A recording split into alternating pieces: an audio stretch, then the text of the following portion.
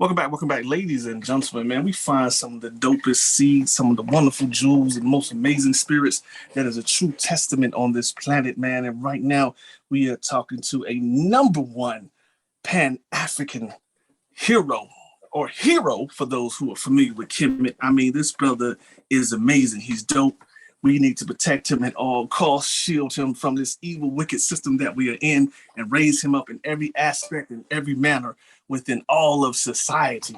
Ladies and gentlemen, please welcome to the show. It is my honor, my pleasure, my privilege to be hanging out this afternoon, kicking it with, you know what I'm saying, the great doctor, Umar Johnson. What's going on, my brother? How you doing? My brother, glad to be with you. Man, I'm glad to be with you too, man. You are a true testament of the human spirit, man. I really appreciate you for joining in and kicking with me this afternoon. So let's get started because I know you're busy. We don't want to hold you too much longer. I know you probably told your story a million times over, but can we tell it from a different narrative from your great cosmic energy that you have? You know, I was looking at the word comic book, and then I thought back to what Stan Lee said, how I'm pretty sure you already know, he created the characters of, Magneto and Professor X, which is based off, Malcolm and Martin. So I want you to be our superhero this afternoon, which you already are. Can you take me back to those days of you growing up as a younger man in your childhood? What was your vision like? Did you ever foresee this day? Were you having spiritual clues and hints and alignments as you was coming up as a younger man? Say that my conscious journey began in elementary school here in Philadelphia, elementary school in North Philly, and I was lucky enough to be there with the principal required fourth and fifth graders to have black class. It was not part of the school district of Philadelphia core curriculum. It was something I learned later that my school administration decided for us. And the irony of the timing was so fortuitous because my parents had recently divorced or were going through a divorce. We were living in North Carolina with my father, who was in the military. And so mother returned to Philadelphia. When she did, my apologies for that. No one had for that long. Returned to Philadelphia when she did, following the divorce of my parents, and where we lived at in North Philadelphia, because as you know, you go to school based on your neighborhood. Just so happened we fell right within the zone that made it a requirement for me to attend Meade Elementary School. So had my parents divorced sooner or divorced later, we may have never lived in that neighborhood, which allowed me to experience the Black History class in fourth and fifth grade, which also was coincidentally my introduction to public speaking, the Black History oratorical contest in the fourth grade. In the fifth grade, I entered both of those, and I won both years. Now, fast forward about 12 years later, when I graduated from Millersville University of Lancaster, Pennsylvania, where I did my undergrad, I come back home to Philadelphia, Marcus Garvey movement, Universal Negro Improvement Association, African Community League. This is the largest Black mass movement in modern history. The organization is the red, black, and green flag.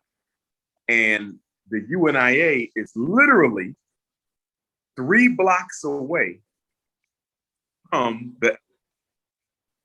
where I had my introduction into Black history.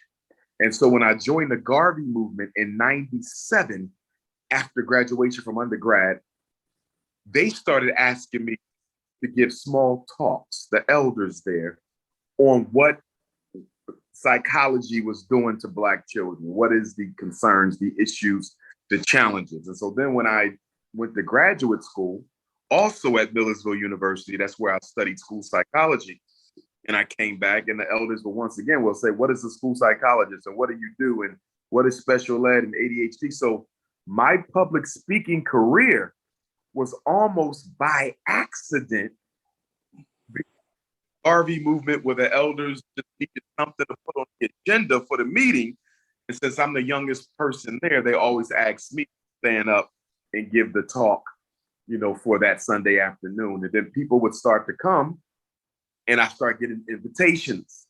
Will you come to my Kwanzaa? Will you come talk to my class? Will you come to the prison? Will you come to the library? And then everything changed in 2010 when I got invited to Chicago to be part of a public access TV interview.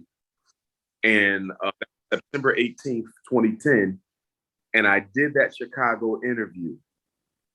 And as you know, Chicago is the second largest Black metropolis. 5 weeks later, I'm in Harlem, New York, speaking for the first time. And I give a lecture entitled Post-Traumatic Slavery Disease.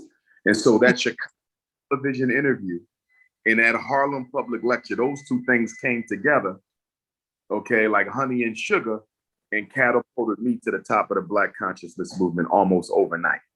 And so I have a special relationship with Chicago and a special relationship with New York.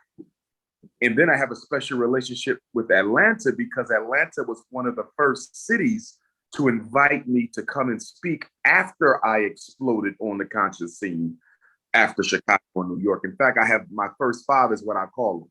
These are the first 5 cities that I spoke at once my name became prominent. Obviously Chicago, then New York, then Atlanta, Cleveland, Ohio, Fort Lauderdale, Florida, and I'm missing somebody. Chicago, New York, Atlanta, Cleveland, Fort Lauderdale, and I'm missing one. So it's like the first 6. Those was the first 6 cities that said, we want you. Atlanta was one of them. No doubt, and welcome. We love that. We love to have brothers like you, man. We need more Black men like you. Would I say Oakland by chance? Because like you already know, that's definitely the foundation of the Black Panthers. Yes, sir. I love Oakland. Oakland is a place I didn't come to until late. My first visit to Oakland was 2015. And when I got to Oakland, California, the reception was mind-blowing and life-changing. I spoke at, I think there's a African Poetry Theater in Oakland. It's a small Black-owned theater house in Berkeley almost. And I sold that out. And there was so many people wanted to come that I had to do a second show on the same day. So Oakland was one of my first debuts where I had to do 2 talks in the same day. And we still had hundreds of people outside who wanted to get in. So that Bay Area is real big for me. I'll be back in California the end of this month, just before I come to Atlanta for the Black Wall Street Black Business Expo. I'll be in San Diego on the 20th and Leimert Park in LA on the 21st and at the Blessed Love Community Center on the 22nd. So that's 3 stops for Malcolm X's birthday week. And then the very stop after that will be Atlanta. Excited about it. Second annual Black Wall Street Black Business Expo. Very important when we deal with that because business is a big problem in the Black community. Being a psychologist, I often approach business from a psychological perspective because everything begins in the mind. And I think sometimes as Black people, we like to put the cart before the horse. We say, well, we need our own hospitals. We need our schools. We need our own supermarkets. We need our own shipping company, distribution. We need our own postal service. We need our own manufacturing sector. We need our own employment centers. Well, in order to manifest anything in the physical realm, you have to manifest it in the psychological realm. Copy of my book to protect your sons and daughters from special ed exploitation and ADHD medication. So make sure you slide through the Peachtree Plaza Hotel and come get a copy of the book for Dr. Umar. But go and register, Black family, BWSATL2022.eventbrite.com. Pan-Africanism. This is Dr. Umar Johnson, live and direct, Atlanta, Georgia. You are listening to My Celebrity Life with my big brother, Ge.Holla. Make sure you check him out at GeHolla.com, My Celebrity Life, for all the conscious information you need in the L. Black power. Hey, man. Shout Peace, me to my God brothers. here, man. Salute to you. Ge.Holla of My Celebrity Life podcast. Shout out to Ge.Holla reaching. Shout out to Ge.Holla and Cynthia Bailey from the Real Housewives of Atlanta, and I'm sending a shout out to GeHolla.